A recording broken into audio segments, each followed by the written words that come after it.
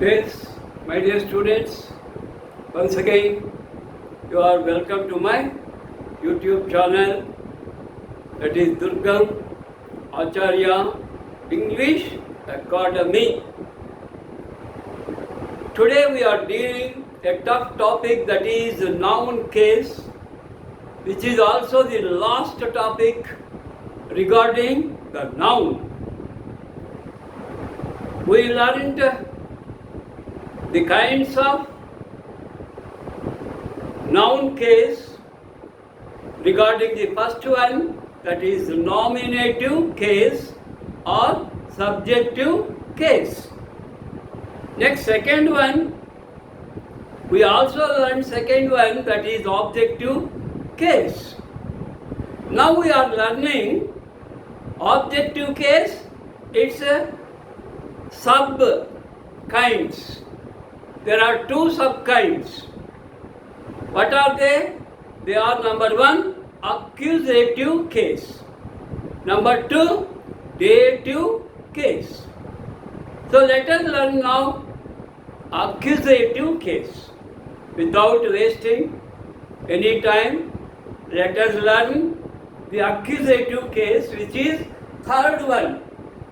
In kinds of cases, third one, but it is a sub-kind of objective case.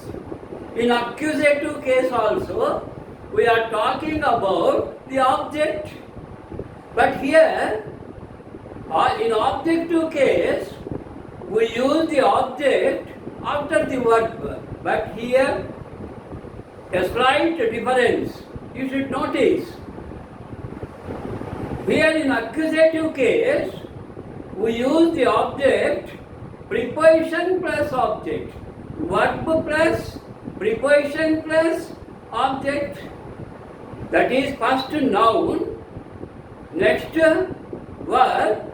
Here verb may be helping verb or main verb, both we can use. In accusative case, we can use helping verbs or main verbs or both. So here the principle is important. Come on, let us see noun, case, kinds. Noun, case, kinds. Now objective case we learned. I explained the objective case. Now objective case, two sub-kinds. So two sub-kinds.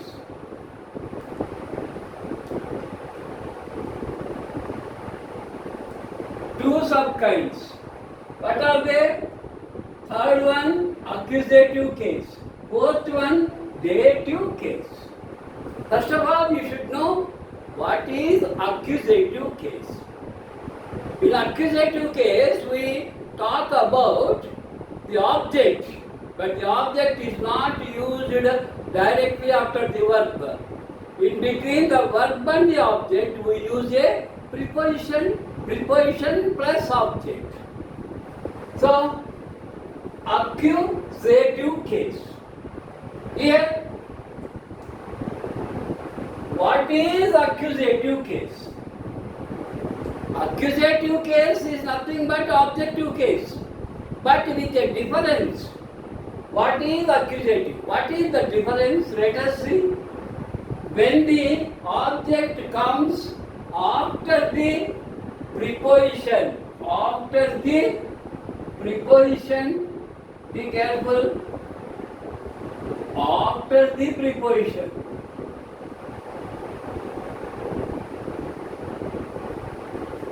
You know prepositions in, on, at, by, of, like that there are so many prepositions, simple prepositions, compound prepositions that we learn when the topic is about prepositions.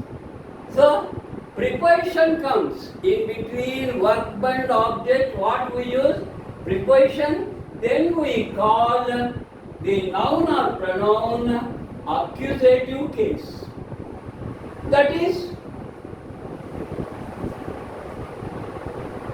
That is objective case.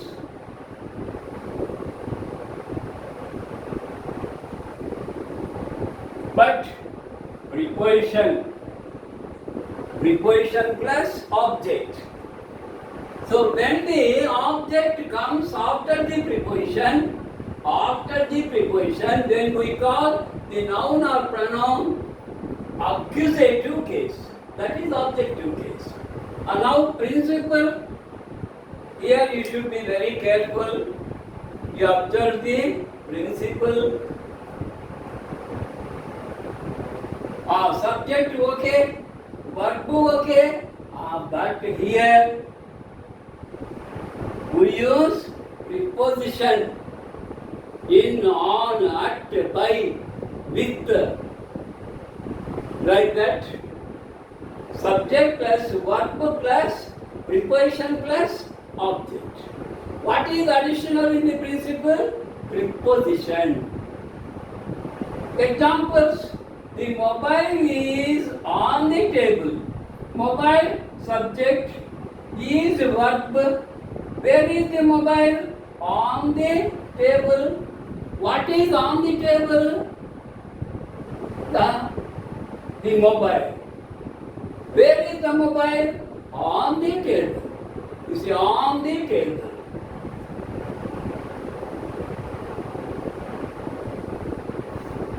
The children are playing in the garden. You see, where the children are playing? In the garden. In the garden. Here, subject children are playing verb. Where they are playing? In the garden. This is accusative case. On the table, accusative case. Because the object is used with preposition on, preposition in. The principal presided over the meeting.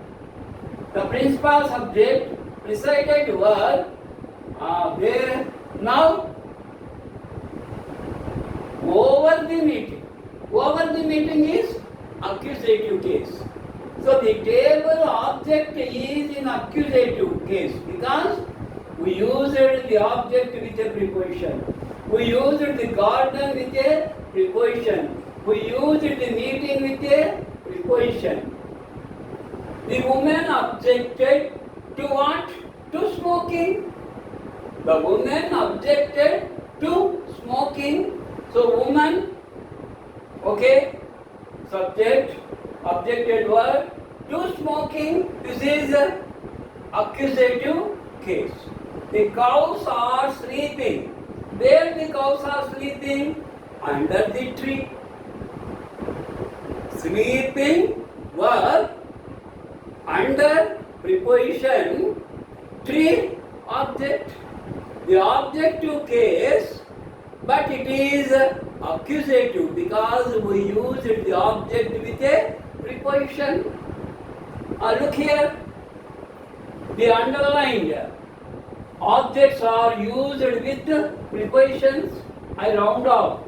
So the underlined and rounded off, the objects are used with prepositions,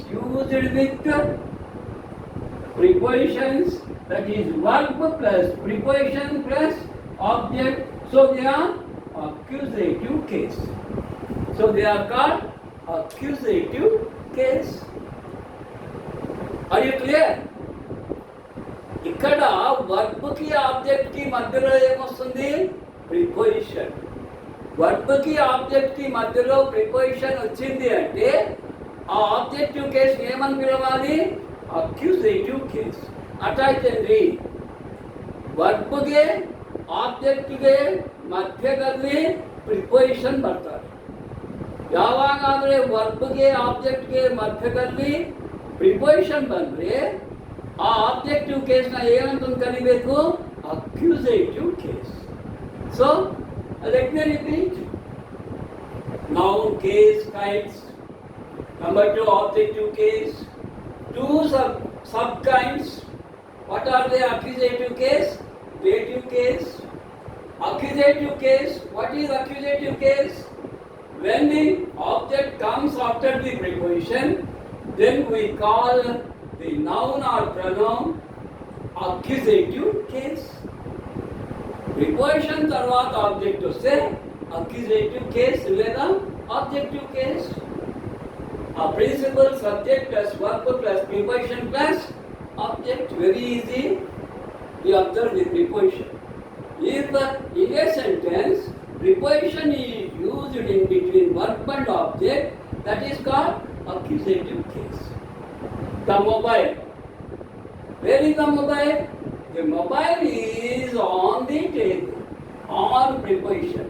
The table, object. The children are playing. Where? Garden, object. In plus the garden. So accusative case. The principal presided. What he presided? Over the meeting. The meeting is object. Over the meeting, accusative case. The cows are sleeping. Where the cows are sleeping? Under is the preposition. Sleeping verb. Under preposition, the tree object. So the underlined objects are used with prepositions, verb plus preposition plus object. So they are accusative case. That's all. So objective case nalle accusative case. Preposition ಇದೆ. Preposition ಇಲ್ಲ ಅಂದ್ರೆ just objective case. Preposition ಇದೆ ಅಂದ್ರೆ accusative case. That's all. Now let us learn dative case. Let us learn dative case, which is very important.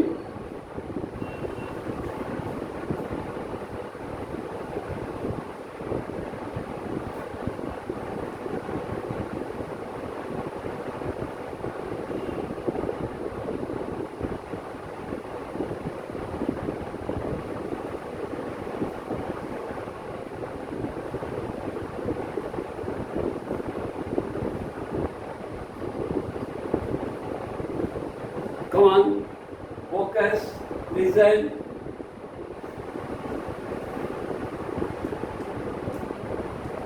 Dative case. This is number 4. Dative case. What is dative case?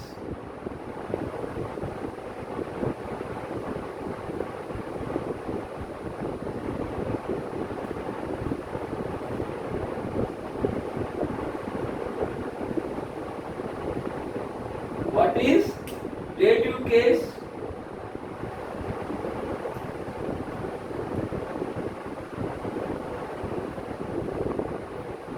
Listen, students, listen carefully. The answer is definition. When we use two objects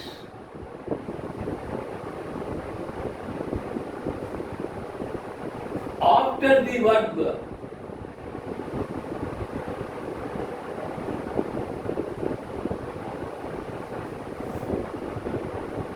one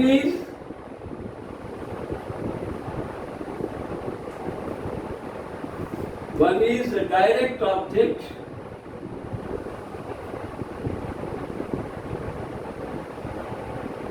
and the other is indirect object.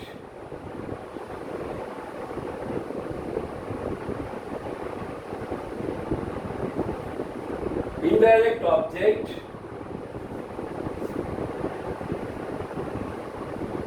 the indirect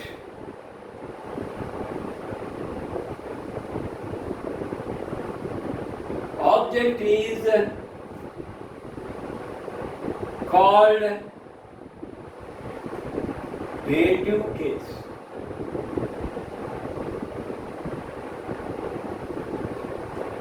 You see, dative case, that is also an objective case. But in dative case, we get two objects. In a sentence, we have two objects. One is the direct object, the other is indirect object. So, how to recognize the direct and indirect object?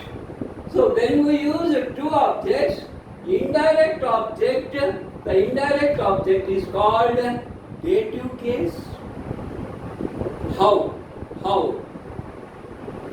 First, you learn first clearly.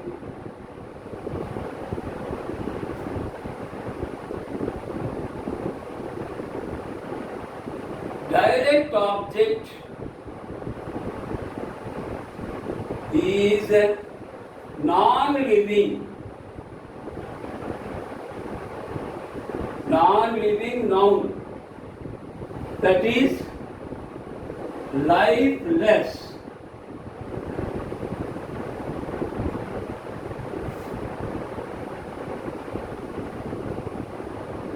Indirect object is a living being,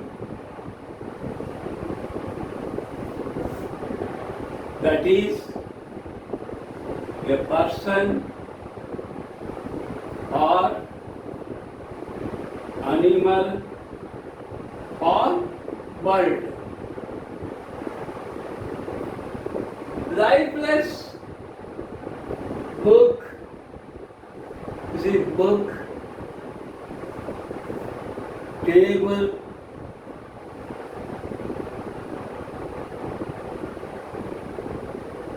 money, like that.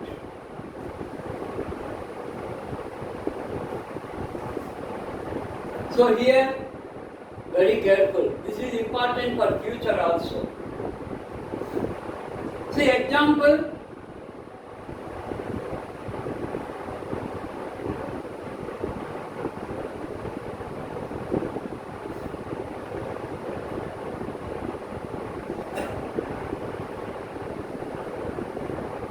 My father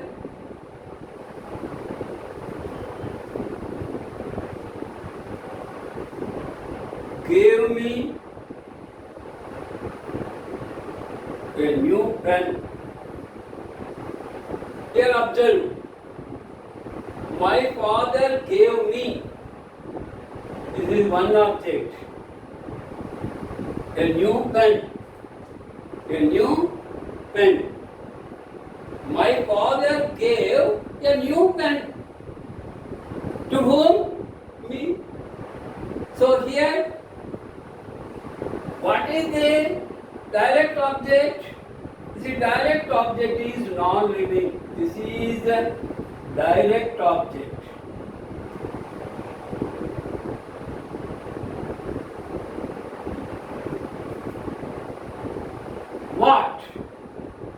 What your father gave?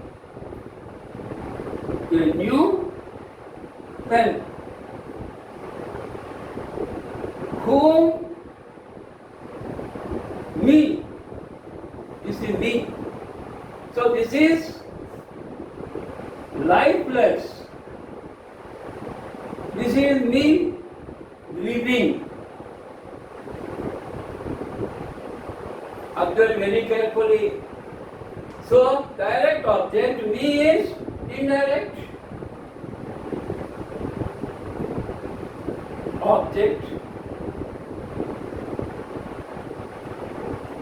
So dative case. Listen.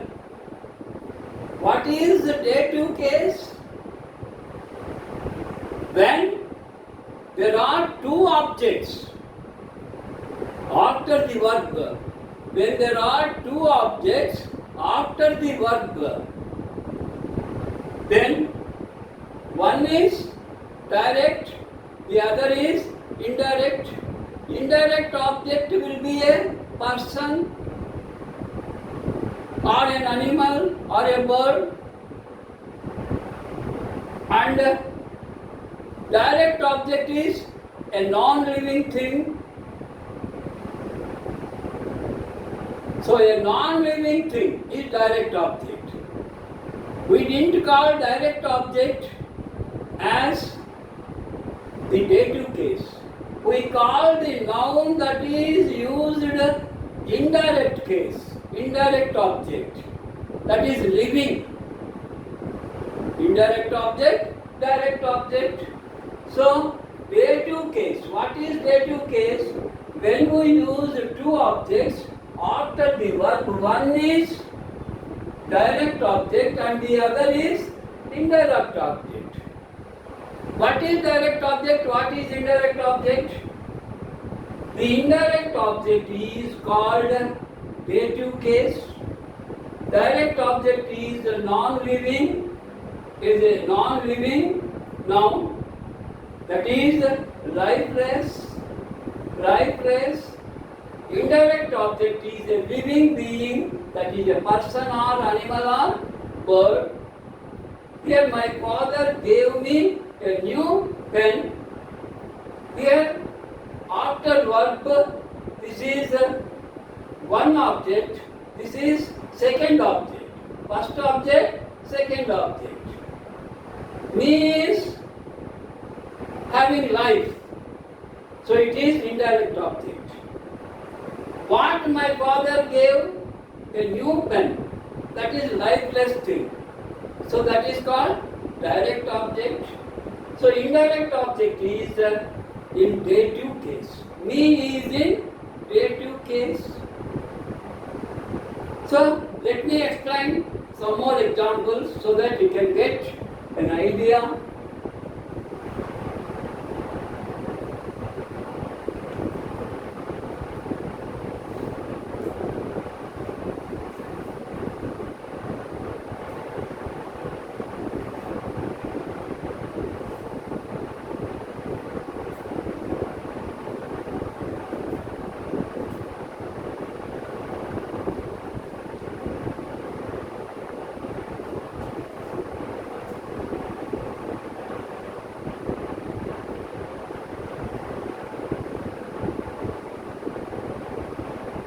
The president gave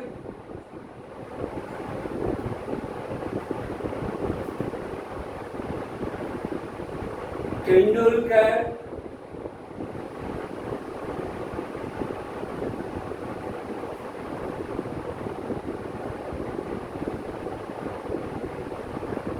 Bharat Ratna award.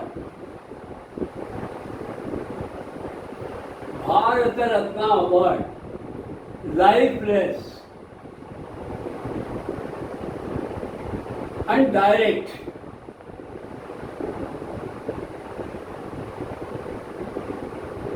A Tendulkar having life, so indirect. Here, you listen my explanation. Listen, how to recognize direct and indirect. The president gave Bharat Ratna award. ఎవరికైనా Padmashri Padma Bhushan Bharat Ratna award ఇచ్చే వ్యక్తి ఎవరు? One and only the president. ಅರ್ಥಾಯ್ತೇನ್ರಿ? Bharat Ratna award Padma Shri Padma Bhushan award ಕೊಡೋರು ಯಾರು ಇಂಡಿಯಾದಲ್ಲಿ? ಒಬ್ಬರೇ, that is president. అది టెండూల్కర, అబ్దుల్ కలామా, సర్ సివి రామన్న. They are different. But what is the direct object, one and only direct object? Bharata Ratna award.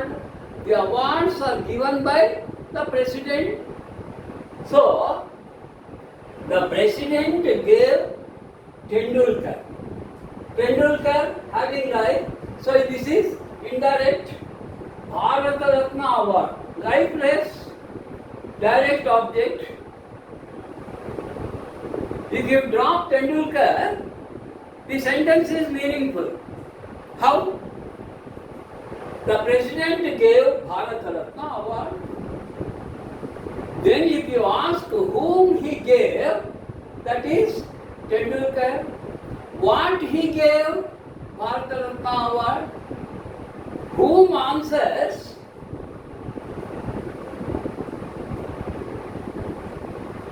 what answers direct object,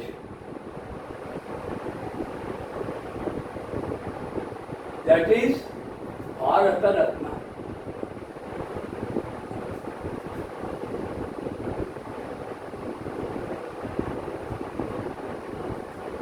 What the president gave? Bharata Ratna. Whom? Whom answers indirect object,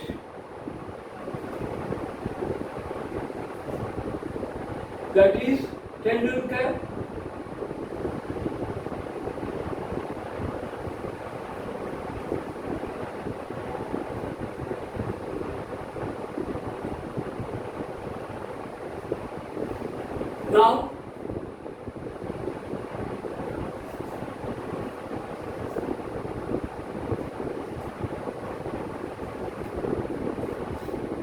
Now,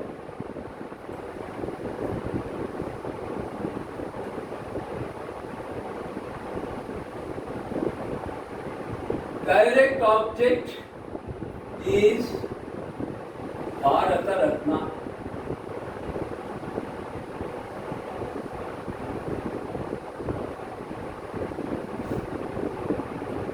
Indirect object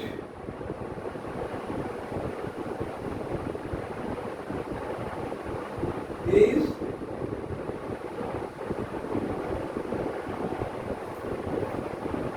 so indirect object is dative case.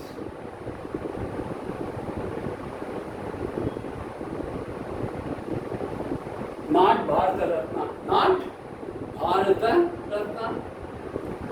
So here subject is same. Who gives the awards? The president. What the president gave award? Whom the president gave? Tendulkar. Tendulkar కానీ చిరంజీవి కానీ NT Ramarao కానీ ఏ award అయినా ఖేల్ రత్న కానీ పద్మశ్రీ కానీ ద్రోణాచార్య కానీ ఇలాంటి prestigious awards ఇచ్చేది యారు కొడతారు? The president.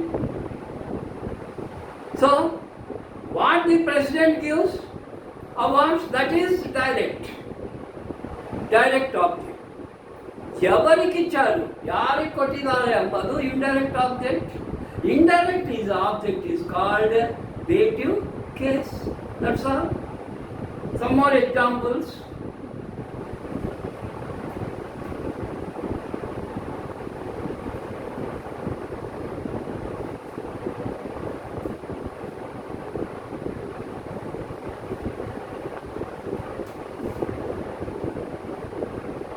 The principal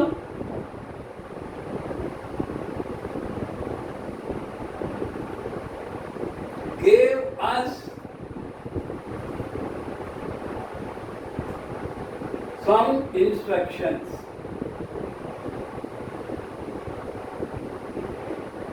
If you drop some instruction, the sentence will become meaningful. The principal gave us. Immediately you question what the principal gave. Some instructions. This is direct. This is indirect. Dative.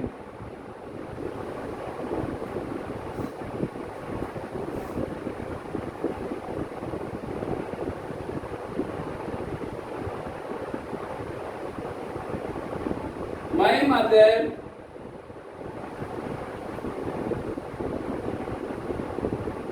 swallowed me, swallowed them, breakfast the breakfast.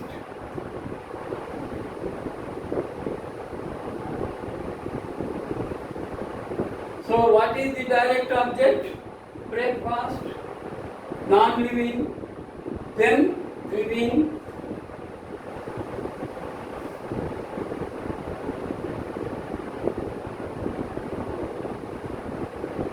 My father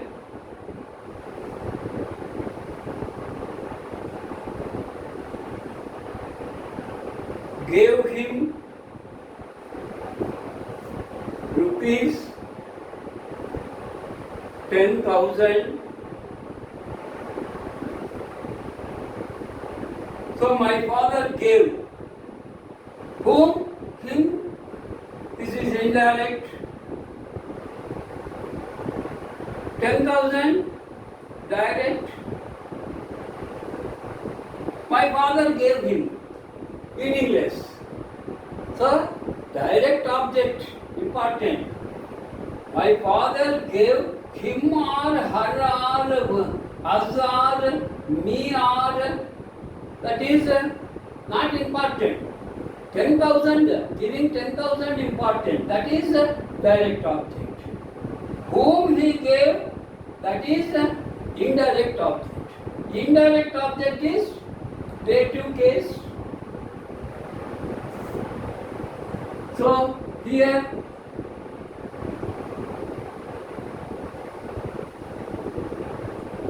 Tendulkar us, them, him.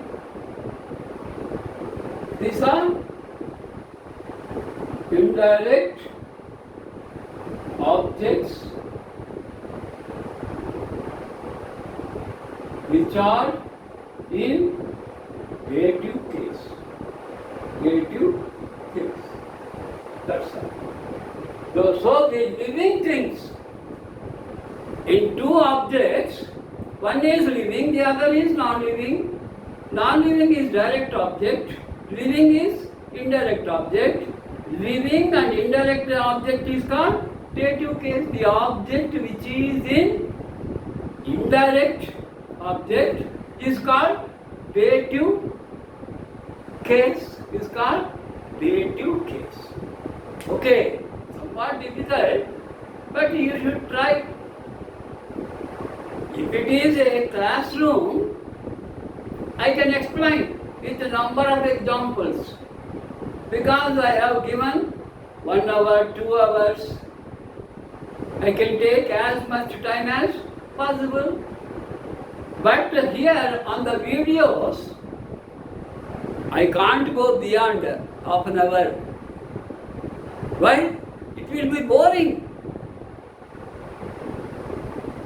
Immediately your actions, reactions, how the students' reactions, you do know?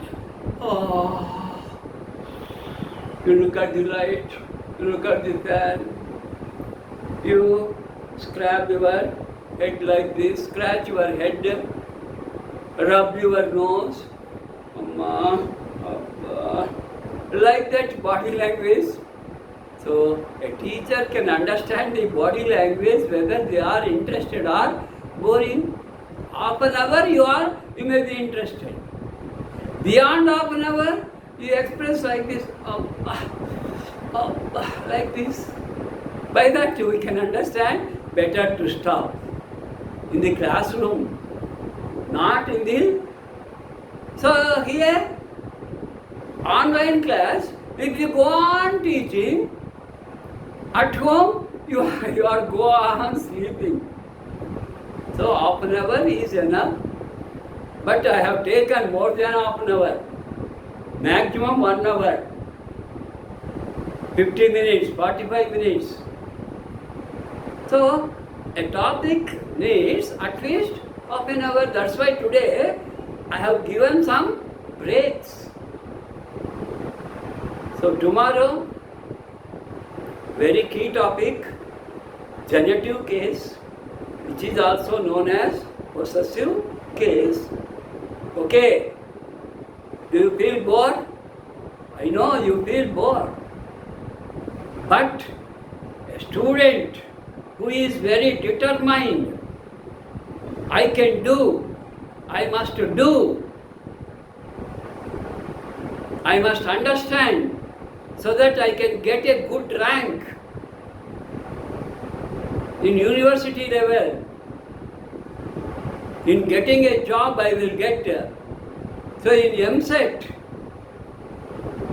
NEET, students prepare day and night without any sleep. Here, there is a proverb in Sanskrit that you see, Vidyavan విద్యను కాంక్షించేవాళ్ళు నా సుఖం నా నిద్ర. సుఖం ఉండకూడదు, కడుపు నిండా తినకూడదు, పట్టె తుంబా తినబార్దు ರೀ. పట్టె తుంబా తిందురే కంటి తుంబా నిద్రే. కడుపు నిండా తింటే కంటి నిండా నిద్ర వస్తుంది.